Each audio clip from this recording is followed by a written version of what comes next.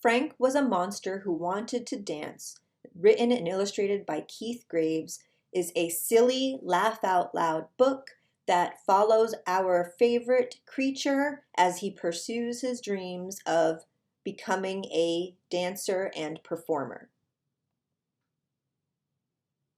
This book is definitely written for the youngest of audiences and opens with our favorite monster watching Soul Train and knowing that he could make it onto the stage if people would just give him a chance. And so he does what he knows how to do best. He puts on his hat and shoes made in France and opened a jar and put ants in his pants. So this is really comic and funny for younger readers and listeners. It's a great read aloud book for Halloween time.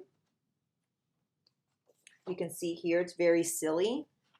And so he does make it on stage and does his best. One of the things that I really like about this adaptation is that it reminds me, even though it's probably not intentional, it reminds me of Frankenstein's 19th century stage tradition where it was very comical and musical. And if you're familiar enough with Frankenstein's cultural history, this scene will really remind you of the famous scene in 1974's Young Frankenstein, where the creature performs a dance and singing number with Victor on stage when they sing and dance to Puttin' on the Ritz.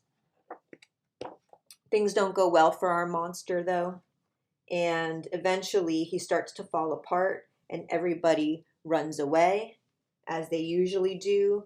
But in this version of the story, Frank just keeps on dancing and says, "What the heck?" So you have really the literal kind of manifestation of Dance Like No One's Watching, featuring everyone's favorite Frankenstein monster.